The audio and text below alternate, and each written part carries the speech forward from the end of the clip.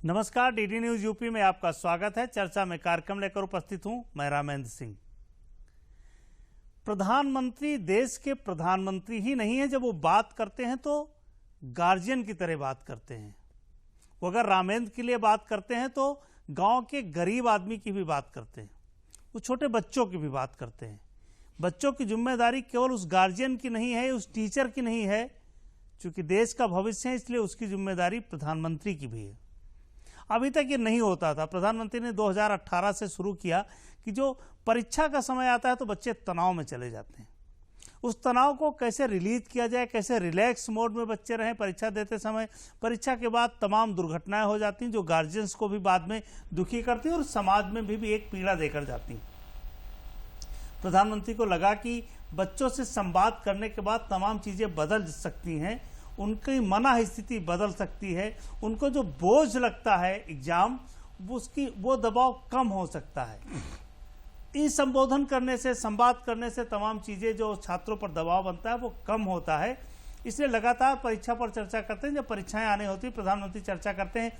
कई छात्रों से उन्होंने संवाद किया, उनकी समस्याएं सुनी, उनके सवालों के जवाब दिए। तो जब आप प्रधानमंत्री बात कर रहे हैं तो जैसे लगता है ना कोई टीचर पढ़ा रहा हो, घर के मुखिया से बात कर रहे हो। तो इस तरीके की परिस्थितियां देश में बनाई गई हैं प्रधानमंत्री के द्वारा कि कोई अपने को अलग ना समझे, सत्ता और प्रधानमंत्री से जुड़ा हुआ समझे। यानी उस बच्चे की भी पीड़ा प्रधानमंत्री समझते हैं, ये महसूस करे वो बच्चा। इसलिए इस चर्चा पर हम लोग आए और हमारे साथ दो मेहमान भी हैं। हमारे साथ सुशील द्विवेदी जी हैं जो केंद्रीय विद्यालय में शिक्षक हैं और एक बहुत रिसर्च करते हैं, बहुत बच्चों के लिए काम करते हैं। लगातार इनका काम चलता रहता है कि कैसे बच्चों का तनाव कम हो। और हमारे साथ नए शिक्षक हैं शुभम वाजपेयी जी, जो अभी जल्दी शिक्षा के क्षेत्र में आए हैं, अच्छी शिक्षा लेकर आए हैं, लखनऊ पब्लिक स्कूल में है, और केंद्रीय विद्यालय में सुशील द्विवेदी जी हैं। सुशील जी, शुरुआत आपसे करेंगे। इस बार बच्चों के सामने दोहरी चुनौती है जी। एक तो ये कि कोविड का दौर चल रहा है और दूसरा परीक्षा जी। इन दोनों के बीच प्रधानमंत्री का संबोधन जी, किस तरह देखते हैं इसको आप?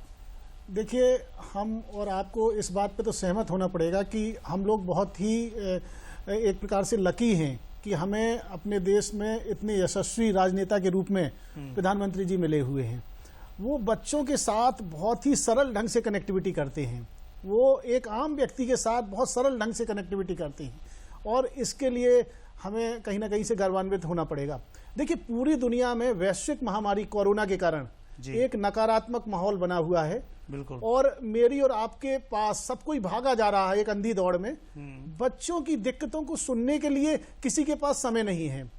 और अगर ऐसे समय कोई राजनेता, कोई महत्वपूर्ण व्यक्ति बच्चों के साथ दोस्ताने रूप में बात करे तो इसकी बहुत बड़ी, कहते हैं, लंबी दूरी तक ये बात जाती है। और निश्चित ही अब देखिए, हमारे प्रधानमंत्री जी ने ये समझ लिया है कि हम दुनिया के सबसे युवा देश हैं। इस बात से तो आप भी ताल्लुक रखते होंगे।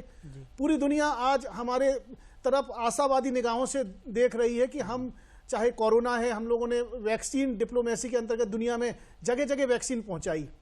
चाहे हमने दुनिया में एक जो कहते हैं ना आत्मनिर्भर भारत के रूप में एक काम किया। तो प्रधानमंत्री जी ने, डॉक्टर, वैज्ञानिक हमने पूरी दुनिया को दिया जी। ये प्रधानमंत्री जी की एक कल्पना है कि जो हमारे देश का युवा है, जो आज युवा भारत है, ये दुनिया के सबसे ज्यादा युवा हमारे देश में रहते हैं। तो कहीं उन युवाओं को सही ढंग से चैनलाइज कर दिया जाए, उनको एक सही राय दिखा दी जाए, तो वो दिन दूर नहीं कि हम लोग दुनिया के विश्व गुरु हो जाएंगे, दुनिया को रास्ता दिखाएंगे। और यही कारण है कि दुनिया में 10वीं 12वीं जो बोर्ड परीक्षा होती है, इस दौरान बच्चा बहुत दुखी रहता है और ऐसी स्थिति में कोई गलत कदम न उठा ले, इसलिए प्रधानमंत्री जी ने यह एक अभिनव प्रयास किया और हम सब लोग इसको तहे दिल से उनका बहुत अभिवादन करते हैं। हम लोग गर्वान्वित हैं कि हमें ऐसे राजनेता मिले हैं। देखिए, रिजल्ट देने का समय चाहे बच्चों को हो चाहे हमारा आपको हो, जब रिजल्ट देने का समय आता है तो कुछ तनाव तो होता है। अगर उसमें कोई सहारा देता है, कंधा थपथपाता है कि नहीं ठीक होगा, परेशान मत होइए, हम आपके साथ हैं, तो थोड़ा ढांढस बनता है, भरोसा होता है कि नहीं हो सकता है, हम अच्छा करेंगे। तो प्रधानमंत्री जी ने वही किया जो एक गार्जियन करता है, जो एक शिक्षक करता है, जो एक आपका मित्र करता है, नहीं सब ठीक होगा, आप परेशान मत होइए। तो उस रास्ते पर प्रधानमंत्री आगे लेके जा रहे हैं बच्चों को, ये बड़ी बात है। शुभम जी, बच्चे परीक्षा से क्यों डरते हैं, क्यों स्ट्रेस इतना होता है? आप जब पढ़ाते होगे तो बच्चों को समझ में आता है कि भाई पूरे साल मस्ती है, पढ़ रहे हैं, लिख रहे हैं, उछल कूद कर रहे हैं, लेकिन जैसे जैसे नज़दीक आता जाता है कि परीक्षा एग्जाम नज़दीक है, वैसे वैसे उसको स्ट्रेस बढ़ने लगता है। क्यों इस तरीके की स्थितियाँ आती हैं? जी, मेरे हिसाब से तो अगर आपको पता है कि 12 महीने के बाद हमारी परीक्षा है और होनी ही है, तो होनी को टाल नहीं सकते, तो पहले से ही हम क्यों ना थोड़ा थोड़ा करके कछुए की तरह थोड़ा थोड़ा करके 1-1 घंटे डेली पढ़ें और सारी चीजें करें, खेले भी। बिल्कुल। लेकिन बच्चे, खैर बच्चे ही हैं, वो फिर वो खाली समय में खेलते हैं, वो सोचते हैं कि हम 1 महीने में पूरा सिलेबस कवर कर लेंगे। तो कुछ बच्चों के साथ परेशानी ये होती है कि वो सोचते हैं कि जैसे हम पहले करते थे वैसे इस बार भी हम बोर्ड में भी पढ़ लेंगे, 2 दिन पहले पढ़ लेंगे और हमारे अच्छे अंक आ जाएंगे, लेकिन ऐसा नहीं होता है। और दूसरा, हमारा एक जो एटमॉस्फेयर आजकल का है कि जिस तरह से कंपटीशन बढ़ रहा है, तो कंपटीशन बढ़ रहा है तो उस हिसाब से बच्चों के ऊपर भी वो कंपटीशन थोपा जा रहा है।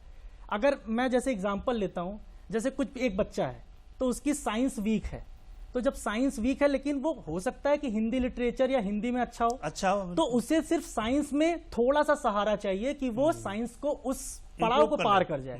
बाकी क्योंकि आगे तो उसकी राह हिंदी में है, तो ये आजकल के माता पिता और खासकर उनके रिश्तेदार, क्योंकि रिश्तेदारों का फोन तुरंत आने लगता है, मुझे याद है मेरा भी रिजल्ट आया था तो ये चीजें चालू हो गई थी। हाँ, कि कितने मार्क्स आए? क्या मेरे बहुत कम मार्क्स थे। अब मतलब मैं अभी बता तो सकता हूँ लेकिन मत जानिए, ठीक है। लेकिन मैं ये भी कहता हूँ कि मेरे 11वीं में मैं मतलब जो हाफ ईयरली होते हैं मैं फेल हो गया था, फिजिक्स में ही फेल हुआ था और मैथ्स में।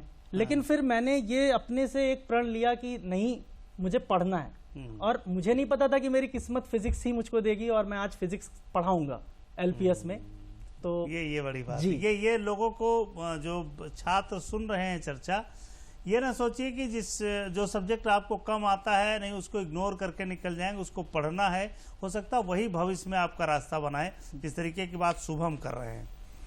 सुशील जी, जो बात शुभम करके आए हैं कि बड़ा दबाव रहता है, नंबरों का बहुत दबाव रहता है, इसको कैसे कम किया जाए? प्रधानमंत्री जी ने भी इसकी बात कही कि नंबरों का जो खेल है उससे आगे बढ़े, दुनिया का ये एक पड़ाव है परीक्षा, ये जीवन नहीं है।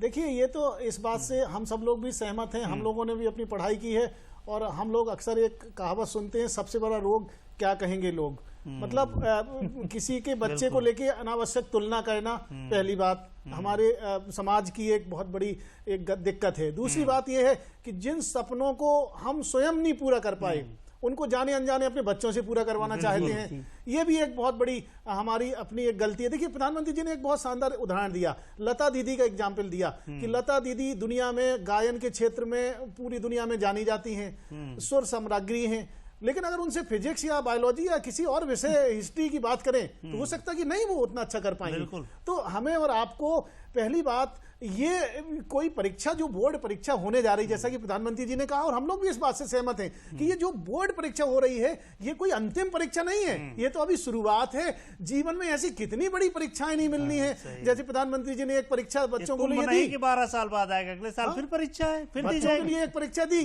कि भाई एक परीक्षा आपको ये पास करनी है, मैं आपको दे रहा हूं एक टास्क कि हमें देश को आत्मनिर्भर बनाना है, सेल्फ रिलायंट नेशन बनाना है, ये भी एक परीक्षा है। और आगे चल के अगर हमारे बच्चे ये बात समझ रहे हैं कि ये कोई जो छोटे छोटे पड़ाव हैं, ये 10वीं की परीक्षा, 12वीं की परीक्षा, कुछ सपनों के मर जाने से कोई पूरा जीवन नहीं मरा करता। बिल्कुल सही कह रहे हैं सुशील जी कि कुछ सपनों के मर जाने से जीवन नहीं मरा करता, और ये सपना है, साकार करने की जिम्मेदारी भी आप पर ही है। ऐसा नहीं कि आप उसको इग्नोर करके भाग जाओगे, साकार भी आप करोगे लेकिन तनाव लेकर नहीं, इसको मन स्थित करके, मन स्थिति ठीक करके और अपने लक्ष्य को प्राप्त करने के लिए जो काम करना है उसको करके आप प्राप्त करोगे, तनाव लेकर नहीं प्राप्त कर सकते हो। शुभम, जो जिस विषय में बच्चा कमजोर होता है उसको कैसे प्रिपेयर कराते हो आप, कैसे तैयारी करते हो कि इस विषय में कमजोर है, इसको ठीक करना है? अब अगर मैं बात करूं, मतलब अगर शुरू से बात करते हैं जी,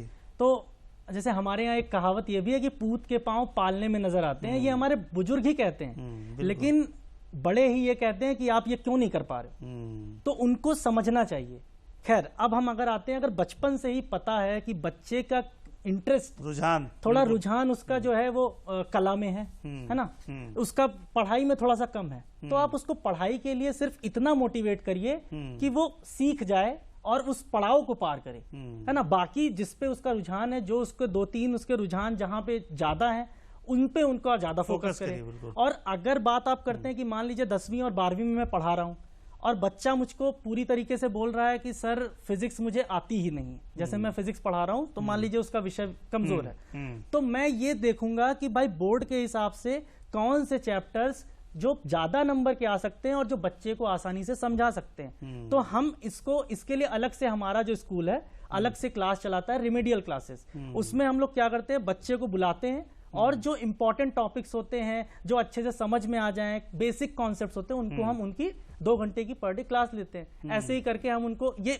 भय निकाल सकते हैं। और अगर शुरू से ही पता चल जाए तब तो फिर उसको हो सकता है हम यहां तक पहुंचा दें उसको, अर्ज से फर्ज तक। मतलब बच्चों के लिए भी जो कमजोर हैं बच्चे किसी सब्जेक्ट में, उसको टीचर अलग से मॉनिटर करता है और उनको अलग क्लासेस देते हैं। आप भी कर सकते हो अगर आपको लगता है कि ये हमारा सब्जेक्ट कमज़ोर है। अब तो वर्चुअल माध्यम से हैं, आपके पास मोबाइल नंबर है टीचर्स के, आप सीधे बात कर सकते हो, उससे समझ सकते हो। दुनिया बहुत बदली है। अगर कोविड ने कुछ बुरा दिया है तो बहुत कुछ अच्छा भी दिया है। दुनिया बहुत बदली, तो उन चीज़ों को देख के छात्र उसके सामने जा सकता है और ऐसी परिस्थितियों का फ़ायदा उठा सकता है। प्रधानमंत्री ने कहा कि जो आपको पसंद है उसे याद नहीं रखना पड़ता, और याद करने की जगह जीने की आदत डालिए, उसको याद मत करिए, उसको अपने आत्मसात करिए। उनका कहना था कि आत्मसात करिए, जीवन में उतारिए, उसको जीने की आदत डालिए। कैसे करेंगे छात्र? देखिए, प्रधानमंत्री जी ने कहा कि चीजें जो होती हैं उनमें इन्वॉल्व होइए, एसोसिएट होइए, इंटरनलाइज होइए, उन चीजों में जिए, अपने आसपास की चीजों का अवलोकन करिए। बहुत सारी चीजें ऐसी हैं, जैसे उन्होंने एक उदाहरण दिया कि आप भाई बहन घर में छोटे मोटे झगड़े होते रहते, और तब भी लोगों को, बच्चों को पता रहता है कि उस दिन ऐसी ड्रेस पहने था मेरा भाई बहन, या इस प्रकार से झगड़ा हो गया। तो देखिए, ये प्रधानमंत्री जी का एक संकेत था कि अगर आप उसमें खो गए, उसमें इन्वॉल्व हो गए, उसमें इमेजिनेट हो गए, उसमें ऑब्जर्व कर लिया आपने उस चीज को, तो वो जिंदगी भर आपको भूलेगा नहीं। और ये याद करने का एक बहुत बड़ा, एक हम कह सकते हैं जड़ी बूटी है ये। इससे हम लोग, इसलिए प्रधानमंत्री जी ने देखिए बौद्ध दर्शन की एक बहुत बड़ी बात कही कि अप्पो दीपो भवा, मतलब अपने दीपक स्वयं बनिए। उन्होंने एक्चुअली ये कहा था, तो मैं उसको जोड़ना चाहता हूं महात्मा बुद्ध के कि अप्पो दीपो भवा, मतलब स्वयं प्रकाशित होइए और समाज को भी प्रकाशित करिए। तो ये बहुत बड़ी बात है कि अपनी शक्तियों को पहचानिए, अपने अंदर की जो पॉजिटिव ताकतें हैं उनको एक्सप्लोर करके और दीपक की रोशनी की तरह जगमगाइए। समाज में आप निश्चित ही कुछ ना कुछ अच्छे काम दे पाएंगे। बिल्कुल, कुछ अच्छे काम दे पाएंगे। तमाम अध्यापकों को छात्र याद रखता है, उसको लगता है बहुत अच्छे टीचर थे। कई टीचर्स को हम भी याद रखे हुए हैं अभी तक, कि उनके साथ मिक्सअप रहते थे और उनके पास जाने पे तनाव कम हो जाता था। उनसे प्रॉपर बात कर लेते थे कि डंडे से नहीं पिटाई करेंगे, बात कर लेंगे, उत्तर दे देंगे। क्या इस तरह भी तनाव कम किया जा सकता है छात्रों का? थोड़ा मिक्सअप होकर टीचर बात करे, गार्जियन की तरह बात करे, दोस्त की तरह मिक्सअप हो।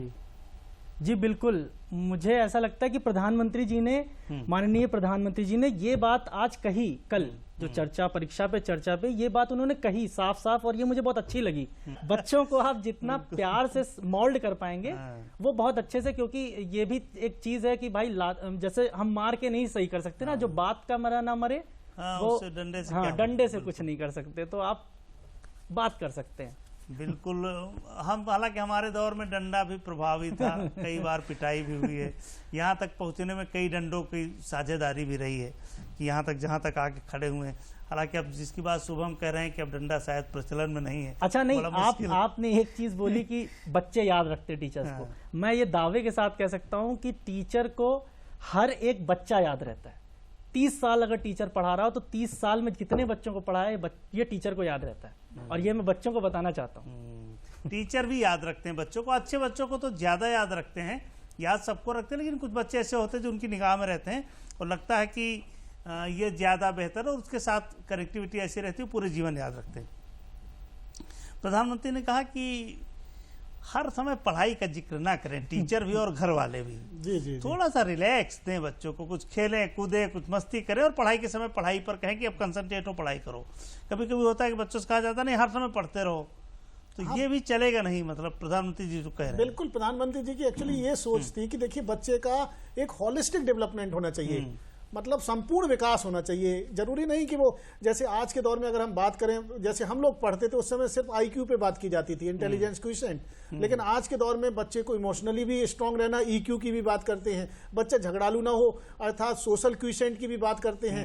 और आज एक और एडवर्सिटी क्वोशिएंट के नाम पर, मतलब एक विपरीत परिस्थितियों में वो बच्चा अपने आप को कैसे बनाता है और उसके साथ विपरीत परिस्थितियों से लड़के कैसे निकलता है। जैसे मैं महाकवि जयशंकर प्रसाद जी की कुछ पंक्तियों के साथ में इस बात को बताना चाहूंगा कि वह पथिक कुशलता क्या, जिस राह में बिखरे सूल ना हो, नाविक की कार कुशलता क्या, जब धाराएं प्रतिकूल ना हो। अर्थात हमें ऐसे बच्चों को तैयार करना है कि कल के दिन अगर किसी प्रकार के एडवर्सिटी वाले सिचुएशन आ जाए, जैसे पूरी दुनिया में विरोधी स्थिति में भी हो तो पार करें। हाँ, तो हमारी बॉडी में ऐसे बहुत सारे हार्मोन निकलते हैं जो मुझे और आपको तैयार करते हैं इस प्रकार की बदली हुई परिस्थिति से लड़ने के लिए। और इसीलिए आज के दौर में प्रधानमंत्री जी चाह रहे हैं कि हमारे देश के बच्चों का होलिस्टिक डेवलपमेंट। अच्छा, इस पे मैं एक चीज कहना चाहूंगा कि अभी सीबीएसई ने ही इस पे टीचर्स की क्लास ली है।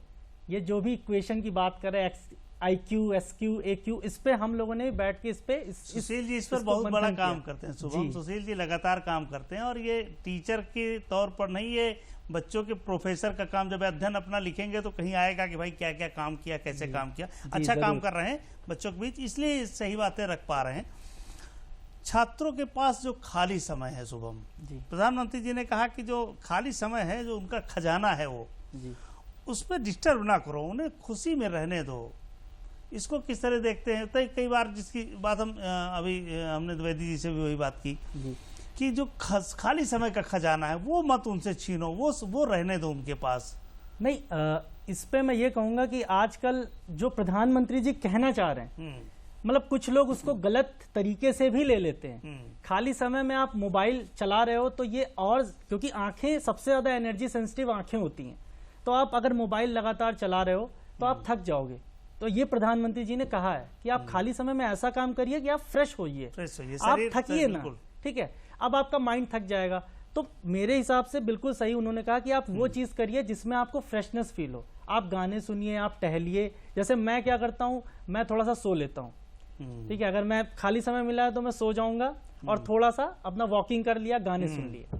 तो ये सही है, ये बिल्कुल सही है कि बच्चों को दिन में 1-2 घंटे जो उनको बेहतर रुचिकर लगता है वो करें। आज के दौर में बच्चे की सबसे बड़ी परेशानी है कि उनका स्क्रीन टाइम बहुत बढ़ गया है, बहुत ज्यादा, क्योंकि ऑनलाइन उनकी पढ़ाई हो रही है, तो मोबाइल से, लैपटॉप से, आईपैड से, जो भी माध्यम से वो पढ़ रहे हैं, उसके कारण कहीं ना कहीं से उनकी आंखों में सूखापन, रूखापन आ रहा है। दिमाग वो कहीं ना कहीं से उनकी आईसाइट को भी प्रभावित कर रहा है, उनके झगड़ालू नेचर के लिए भी जिम्मेवार है। और एक बीमारी भी होती है जिसको मनोवैज्ञानिक लोग बात करते हैं, जिसे हम कहते हैं ADHD, attention deficit hyper activity disorder. आज के बच्चे छोटी छोटी बातों में उग्र हो जाते हैं। उसके पीछे जब ये अध्ययन किया गया तो ये देखा गया कि ऐसे बच्चे मोबाइल के साथ बहुत ज्यादा जुड़े रहते हैं, स्क्रीन टाइम उनका ज्यादा है। तो मेरे साथ कम किया जाए, उत्तर आ जाए द्विवेदी जी का।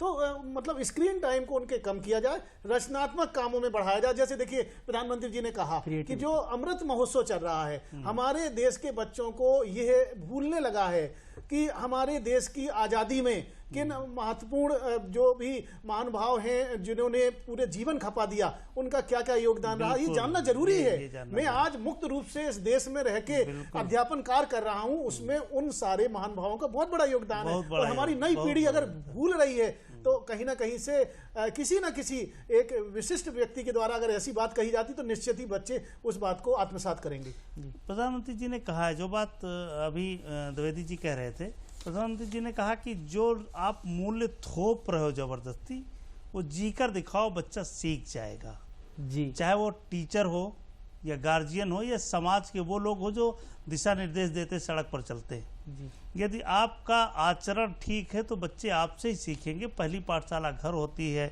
अध्यापन का क्षेत्र होता है, तो इस तरह भी बदलाव लाया जा सकता है जी। बिल्कुल, आप कहावत भी तो है कि आई डोंट, जैसे कुछ लोग कहते हैं I don't believe in words, I believe in action.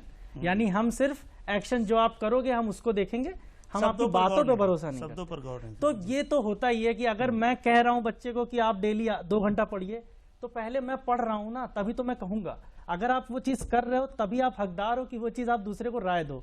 और ये मेरे पिताजी ने मुझे सिखाया, क्योंकि मैं अभी भी इस शिक्षा के क्षेत्र में नया हूं, तो मैं पिताजी से अपने बहुत सीखता हूं। बचपन से उनसे सीख रहा हूं, मतलब पेरेंट्स तो होते हैं लेकिन अभी भी मैं उनसे ही सीखता हूं, और मेरी प्रेरणा का स्रोत वही है।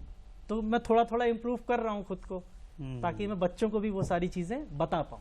प्रधानमंत्री जी ने, सुशील जी, कहा कि आपके इर्द गिर्द जो महत्वपूर्ण चीजें हैं उनको आप लिखिए, उन पर आपके जिले में होंगी, आपके प्रदेश में होंगी, आप जिन क्षेत्रों में रह, चूंकि देश दुनिया के तमाम छात्र उनसे जुड़े हुए थे। बिल्कुल, बिल्कुल। उसका उद्देश्य क्या है, मनसा क्या है पीछे अब क्या? देखिए, मिसाल के तौर पे मैं बात करूं, यहाँ लखनऊ में मैं विज्ञान का शिक्षक हूं, तो यहाँ पे CSIR की 4 प्रयोगशालाएं हैं, और मैं अक्सर बच्चों से बात करते समय पूछता हूं, बच्चों यहाँ पे CSIR की कितनी प्रयोगशालाएं हैं? बच्चे नहीं बता पाते। यहाँ पर फॉसिल साइंस की एक बहुत बड़ी प्रयोगशाला है लखनऊ विश्वविद्यालय के बगल में। महान फॉसिल साइंटिस्ट हमारे बीरबल साहनी साहब के नाम से है वो, DST की बहुत बड़ी प्रयोगशाला। तो बच्चों को ऐसे अच्छे संस्थान भी पता नहीं, बहुत सारे ऐतिहासिक स्थल हैं, बड़ा इमामबाड़ा, छोटा इमामबाड़ा, वो कैसे हमारे स्वतंत्रता आंदोलन से जुड़े हुए हैं, ये भी बच्चों को पता होना चाहिए। कुल मिला के प्रधानमंत्री जी का एक सपना था कि भाई बच्चे हमारे अपने आसपास की चीज़ों को विजुलाइज करें, उनमें जिएं। और दूसरी चीज़ देखिए, मैं एक नई बात बताना चाहूँगा, आप इस बात से शायद सहमत भी होंगे कि हमारे चारों तरफ विज्ञान फैला हुआ है, चारों तरफ इनोवेशन फैला हुआ है, बस बच्चों को समझने की जरूरत है। लाखों करोड़ों साल से आज जो भी जीवधारी पेड़ पौधे, आज जो कुछ भी पृथ्वी पर जिंदा है, वो अपने आप में एक इंसाइक्लोपीडिया हैं। हमारे घरों में जो बड़े बुजुर्ग लोग हैं, पापा, पिताजी, माताजी, वो अपने आप में एक इंसाइक्लोपीडिया हैं। वो किसी भी परेशानी का तो क्विक सॉल्यूशन है उनके पास, लेकिन बच्चों के पास समय नहीं है उनके साथ बैठने का, अपने बुजुर्ग माता पिता से बात करने का, दादा दादी से। तो प्रधानमंत्री जी ने आवश्यकता महसूस की कि कहीं ऐसा ना हो कि हमारे घर के दादा दादी, नाना नानी अगर वो चले जाएं तो एक चैप्टर बंद हो जाता है। बहुत सारे तो ग्रंथ श्रुति आधारित हमारे पास है, सुनते हुए लोगों के पास चले आए। पहले का टाइम तो था, है ना? तो अगर आप बच्चों को बताओगे नहीं, पंचतंत्र की कहानियां देखिए, हम लोग सुन के बड़े हुए हैं, पढ़े नहीं। बिल्कुल। लेकिन आज के बच्चों को देखिए, ये सब बातें दूर हो गई हैं। हम लोगों ने नंदन पढ़ी, हम लोगों ने चंपक पढ़ी, हम लोगों ने लोटपोट पढ़ी, हम लोगों ने गीता प्रेस गोरखपुर की किताबें पढ़ी, और उससे हमारा एक विकास हुआ। लेकिन आज के बच्चों के पास एक तिलिस्म वाली दुनिया है, और वो अपने समय स्क्रीन टाइम में बर्बाद करे। इसलिए प्रधानमंत्री जी ने चाहा, टाइम से भी उबरने की जरूरत है बच्चों की, जो सुशील जी बात कर रहे हैं, शुभम जी कर रहे हैं। शुभम जी, पारंपरिक भोजन की बात की, बहुत सारे ऐसे भोजन हैं जो गांव से जुड़े हैं, वो समाप्त हो गए।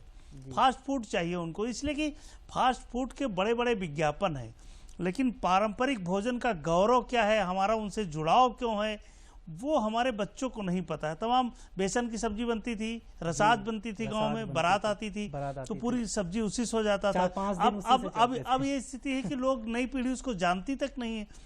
तो ये जो पारंपरिक भोजन का गौरव है, ये बताए जाने की जरूरत है। जी बिल्कुल, ये माननीय प्रधानमंत्री जी जो भी कहते हैं, ज्यादातर बातें मैं मतलब खुद वो चीजें मैं फील करता हूं, मैं महसूस करता हूं कि ये बताए जाने की जरूरत है। और ये जब वो खुद अपना कीमती समय खैर देश के लिए कर रहे हैं, लेकिन वो बच्चों को जब देते हैं हर साल 2018 से, जैसा कि सुशील जी ने कहा, तो ये बहुत ही ज्यादा जरूरत थी इसकी। और पारंपरिक भोजन में तो भाई शास्त्रों में भी लिखा है कि अगर आप विद्यार्थी जीवन में हैं तो आप ऐसी सब्जी खाइए, ऐसा खाना खाइए जो आपके उदर को और दिमाग को ठंडा रखे। लेकिन आजकल मसाला, मिर्च, चाट, चाउमीन, बर्गर, मेरा भाई है उसको भी अब छोटा है, तो यही सारी चीजें। लेकिन ये बिल्कुल निकाल के लाना है। अगर प्रधानमंत्री को सुनो, एक बहुत छोटा सा सवाल जल्दी से करेंगे और छोटा उत्तर चाहेंगे कि प्रधानमंत्री ने कहा जीवन में अवसरों की कमी नहीं है, यानी छात्र ये ना सोचे कि उसके पास अवसर की कमी है।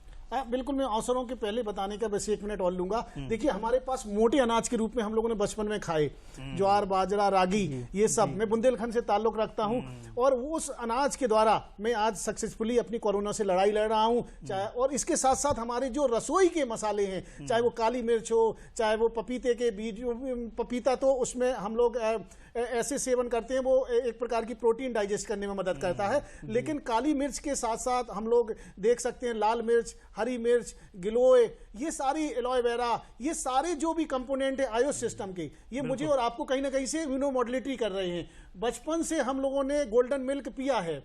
हम लोग अक्सर एक चम्मच हल्दी का दूध पीते थे, और उस वजह से मेरा कहीं ना कहीं इम्यूनो मॉड्यूलेशन हुआ है।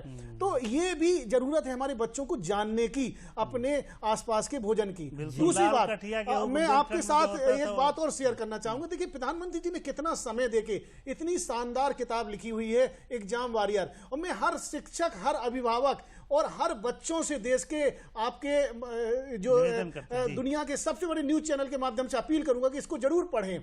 इसमें 34 ये मूल वाक्य के रूप में चैप्टर दिए हुए हैं, और इनको जरूर पढ़ें। बड़ी ही अच्छी रंगीन किताब है, और इससे जीवन बदल सकता है, उस बच्चे की सोच बदल सकती है। और मैं अब आपके प्रश्न को साथ में दूं कि आज के दौर में बच्चों के पास अवसरों की कमी नहीं है, चारों तरफ अवसर हैं। इसलिए प्रधानमंत्री जी की एक सोच है कि हम स्किल इंडिया के रूप में एक भारत को खड़ा करें। ये रटे रटाए जो अभी ट्रेडिशनल कोर्स हैं उसके आधार पे हम बच्चों को आगे ना ले जाएं, बल्कि वो स्वयं रोजगार दें, स्वयं स्टार्टअप करें, छोटे छोटे उद्योग लगाएं, और इसके आधार पर देश का विकास करें। शुभम जी, सुशील जी, आप दोनों लोगों का बहुत बहुत आभार कि हमारे साथ चर्चा में आए।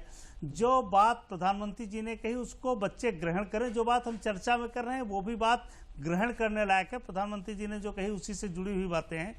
तनाव मत लीजिए, जीवन का एक पड़ाव है एग्जाम। 12 साल बाद कुंभ आता है, उसकी चिंता मत करिए, अगले साल फिर एग्जाम होगा, तैयारी करिए, जिम्मेदारी से, मेहनत से काम करिए और जाइए परीक्षा में। जो चाहते हो परिणाम वही मिलेगा। शर्त एक है कि तनाव घर पे रख के जाइएगा, तनाव लेके मत जाइएगा। नमस्कार, आगे फिर कार्यक्रम में मिलेंगे, तब तक के लिए धन्यवाद।